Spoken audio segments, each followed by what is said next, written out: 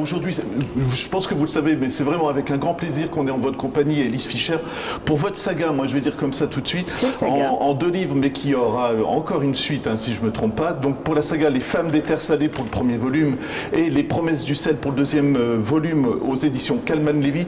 Saga, c'est ce que je disais. Quelle est l'origine un peu de cette histoire? Parce que quand on se lance et qu'on a près de 800, 1000 pages, est-ce qu'on sait qu'on va y arriver, tout simplement? Alors, je ne sais pas si je savais que j'allais y arriver, mais j'en avais très envie.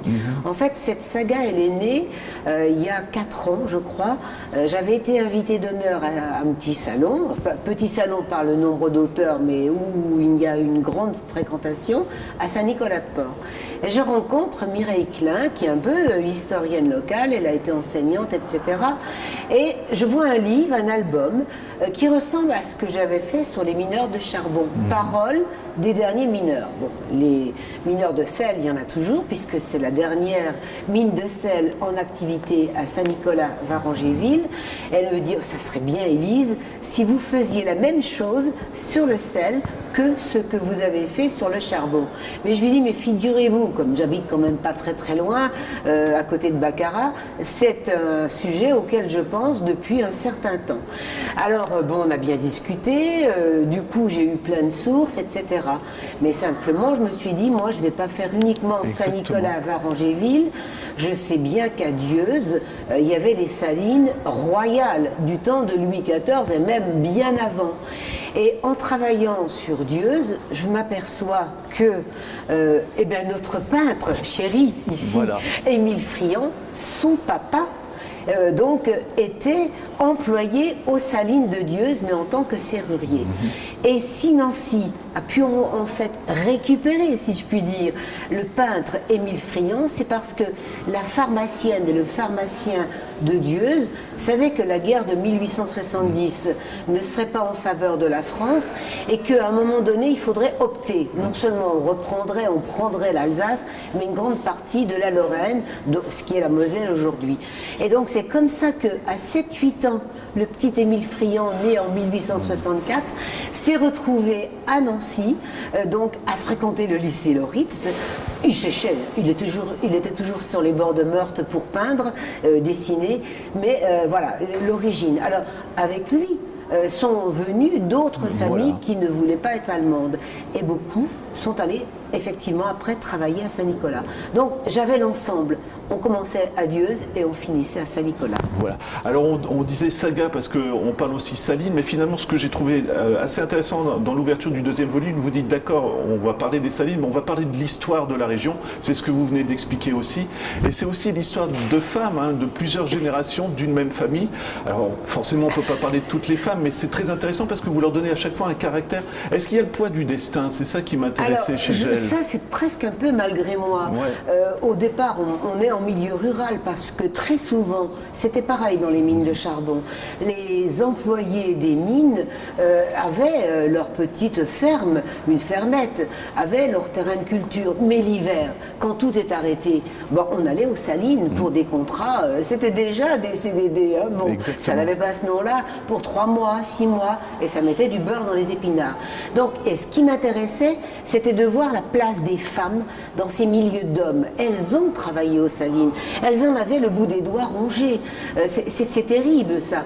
Mais elles ont fini par aimer leur travail parce qu'elles savaient que sans sel, il n'y a pas de conservation des aliments. Le sel, après, à Varangéville, dans la deuxième époque, bah, c'était aussi la potasse, c'était tout ce qui était, même la chimie, puisque on disait à Dombasle, Dombasle c'est Solvay, et Solvay c'est Dombasle. Mais s'il n'y avait pas eu le sel, il n'y aurait pas eu Solvay. Donc il y avait tout ça. Alors le poids des femmes est important. Alors l'art est important pour moi aussi, parce que, évidemment, Friand, le papa qui travaillait aux salines, il traîne derrière lui beaucoup de gens. Et dans cette saga, puisque c'est une histoire de femmes dans une famille de génération en génération, il y en a une qui est à l'école, la petite Émilie, en même temps que Friand, qui fréquente aussi le pharmacien, ils vont dessiner ensemble. D'ailleurs, Émilie, en fait, elle est sculptrice. Je vois que juste à côté de moi, il y a un buste qui a été fait par Ernest Bussière. Beaucoup ont cru, parce qu'il n'est pas très connu, que j'avais inventé un sculpteur ami de Friant, mais pas du tout. Pas du tout. Ernest Bussière à Nancy, il avait son atelier rue de Toul. Il le partageait avec Friant, et Émilie, elle nargue un peu, si on peut dire, Friant, en disant « Toi, tu fais tout à plat, et moi, on tournera autour de mes œuvres, on sculptera. » Et Friant, il dit « Oui, mais ce qui est plus beau, c'est ce qu'on imagine. » Voilà. Et c'est ça qui est passionnant, parce que Émilie, enfin tous vos personnages féminins, moi je les ai trouvés excellents, parce qu'ils ont, encore une fois, il y a le poids du destin malgré tout. Émilie va rencontrer Paul, alors on va peut-être pas trop dévoiler dans quelles circonstances. Pas trop dévoiler, mais j'ai eu beaucoup de chance en écrivant. Allez-y, parce que je sens que vous êtes passionné encore par vos personnages. Il y avait eu, ici, au Musée des Beaux-Arts, une grande rétrospective, j'avais quasiment fini. Mais j'étais un peu embarrassée avec une histoire de meurtre. Et on voit vraiment tout ce qu'a fait Friant. Et il y a une période de Friant qui est peu connue, c'est l'époque incohérente, où en fait les auteurs et les créateurs se sont amusés. Et là, Friant a fait des peintures où on ne respectait pas du tout les proportions, puisqu'il y a une affiche de théâtre, il y a un banquet, il y a des hommes qui ont des têtes plus petites que la citrouille qui est sur la table. Mais il y a aussi un tableau qui, moi, m'a bouleversée, qui avait été exposé rue des Dominicains chez un libraire, Wiener. Et ce tableau, c'est La Noyée de la Meurthe. Et on voit une femme. Alors, c'est pas du tout le coup de pinceau de Friant. Elle est dramatique, cette toile. Là, il s'est pas amusé. Elle est au fond de l'eau. Au-dessus d'elle, il y a un enfant qui s'échappe et il y en a déjà un qui est mort. Moi, j'ai une histoire terrible avec une jeune femme qui est enceinte, bon, pas mariée, on ne sait pas de qui. Bon. Et puis, on a aussi une peinture, puisqu'on avait quand même à Nancy la Charles III, la prison, et il y avait des exécutions capitales. Je crois que la dernière, c'est en 1954. Et il y a une peinture de Friant, c'est une exécution capitale dans la même époque. Donc j'en avais besoin. Et je me suis dit, toi qui aimes tant Friant, voilà ce qu'il t'offre. Deux peintures que tu peux mettre dans l'histoire. Voilà. Mais ça, c'est les petits anges ou les petits démons. C'est Bernard Clavel qui m'avait dit, on n'est pas toujours maître de sa plume. Les personnages, on les a fait naître, mais après, il faut les laisser aller. Moi, je laisse aller. Voilà, mais c'est ce que je trouve passionnant. Vous m'excusez, je regarde les notes en même temps. Mais parce qu'après, on va avancer un petit peu avec le personnage de Charlotte, qui est l'enfant justement d'Émilie et de Paul. Et là aussi, c'est encore une fois, il y a aussi le poids du secret. Je trouve que c'est assez émouvant parce que ce sont des femmes qui essayent d'évoluer dans la société, mais on fait tout pour les bloquer finalement. C'est le poids des conventions. Voilà. Alors, la société est encore très structurée, bien avant 68, et même peut-être encore maintenant. Une fille qui était issue d'un milieu moyen n'aurait pas épousé un noble. On a ces conventions-là. Et comment les braver? Et Charlotte, ses parents se sont élevés.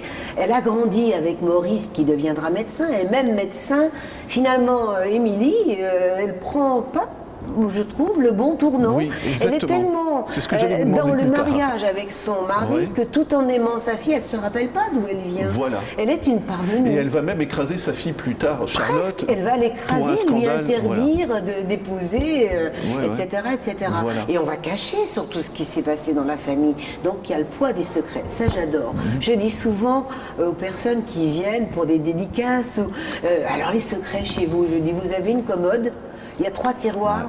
Oui. Et bien dans le 3e, il y a un double fond. Et là, il y a un secret de famille. Je les amuse. Mais c'est vrai, ça vient naturellement, tous. ça, justement, parce que moi, justement, comme vous l'expliquez, Émilie a échappé exactement à ce qu'elle va faire subir à sa fille Charlotte, finalement.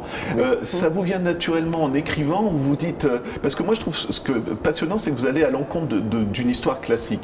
Vous mettez toujours des embûches qui relancent un peu Est-ce que nos vies n'ont pas plein d'embûches? Je pense que c'est un peu ça. Alors, je vais vous dire, c'était une rencontre, puisque j'ai été aussi critique littéraire, et je me souviens avoir rencontré Henri Troyat à 2 reprises chez lui, rue Bonaparte. Il n'était pas loin de l'Académie française. originaire de Russie, il avait tout abandonné, il avait encore un valet en livrée avec les gants, j'avais jamais vu ça. Et moi, petite journaliste qui débutait, j'étais en train d'écrire 3 reines pour une couronne, l'histoire des brasseries de Champignol. Et dans ma tête, Baptiste, il avait fait 14-18, une grande histoire d'amour avec son Elisa, et elle a la grippe espagnole, elle va mourir de ça. Je veux la faire mourir, elle meurt, mais moi je me dis, Baptiste, il va aussi mourir de chagrin, il l'aime trop. Et j'y arrive pas. Et au moment où j'interviewe Henri Troyer, il me dit, je sais que vous écrivez, alors ça avance. Alors je lui dis, oui, mais j'arrive pas à faire mourir Baptiste. Mais vous n'avez pas le droit de le faire mourir. Il est né de votre plume, mais maintenant il a sa vie propre. Je le revois 6 mois après pour un autre livre, parce qu'on faisait un long portrait sur une année à la radio où j'étais. Et il se souvient, j'en parle pas. Il me dit, votre Baptiste, écoutez, je lui dis, j'ai un peu suivi ce que vous m'avez dit. Il n'est pas mort en 1919, il est mort en 1944 en allant chercher le docteur pour la petite fille qui accouchait et il y avait les bombardements américains et là il est mort. Vous voyez, il me dit, ils ne vous appartiennent pas. Il avait un rôle à jouer jusqu'à cette époque-là. Je m'en suis toujours souvenu. Oui. Qui dit grande saga dit aussi grande histoire d'amour, grandes histoires d'amour, parce que il y a d'autres personnages, mais je veux vraiment pas. Il faut que les gens découvrent. Voilà. Il y aura en tout cas Maurice et Sibylle, comme ça les gens ils devront découvrir ce qui se passe. Mais je trouve ça très émouvant. Je vous en parlais juste avant de tourner parce que vous ancrez toujours dans l'histoire vraie et notamment à Nancy. Et ça, on peut le dire, je pense. Ils vont être torturés pendant la Seconde Guerre mondiale. Et vous m'avez dit que ça s'est vraiment passé. Les lieux que je donne, la rue, etc., ont existé. Disons que si la torture avait lieu à Charles III ou, j'en ai pas parlé là, à la porte de la Graffe, il y avait l'ancienne prison, vous aviez une chance de vous en échapper. Si on vous emmenait à cette certaine rue, c'était le train, vous alliez à Paris ou à Beaune, Pithiviers, et c'était direction Auschwitz. Quand on écrit des personnages comme ceci, et ça je suis sûr que vous allez me dire non, mais est-ce qu'on les quitte facilement justement? Non, on n'arrive pas. Je pensais avoir bouclé au bout de 2 livres, et le 3e, celui qui sera à la rentrée, maintenant je sais que c'est lu et accepté, je vais le présenter aux représentants des libraires, c'est dans la semaine sainte, le mardi 16 avril, donc c'est accepté, au contraire ils y croient. Non, on n'y arrive pas, parce que Charlotte, elle a un demi-frère, Léopold, on l'a vu quelques fois, et l'histoire qui naîtra, c'est Léopold est déjà très vieux, il est à la maison Saint-Charles à Nancy, de temps en temps il a des oublis, mais pas tout, heureusement un petit peu de bon vin de Villiers, Saint-Étienne, ça peut l'aider, Léopold, il dit sinon les mots partent dans la glu, il a un peu de mal, mais ça revient quand même, il est bien entouré. Non, on a du mal, et là je sais que ce sera bouclé, parce que je ne pouvais pas abandonner Léopold. Qu'était-il devenu? Il fallait qu'on sache. Important aussi de raconter l'histoire de la région par le biais du roman. Alors en même temps, mais vous savez, par rapport à ce qui se passe aujourd'hui, si j'écrivais un roman très contemporain, imaginez, c'est une gamine qui se promène un samedi dans les rues de Nancy, elle rencontre son chéri, etc. Et c'était pendant l'hiver, un jour de gilet jaune. Je vais le raconter. On est dans l'histoire. C'est la petite histoire dans la grande histoire. Et ça, j'aime. Mais Robert Merle, vous savez, avait fait la même chose avec les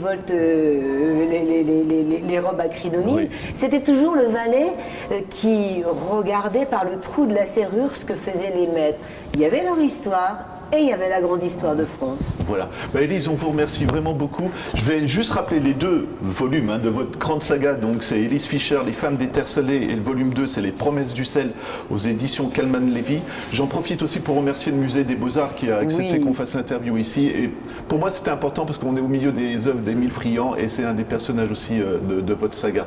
Encore une fois, merci beaucoup, Élise. Voilà. Merci à vous.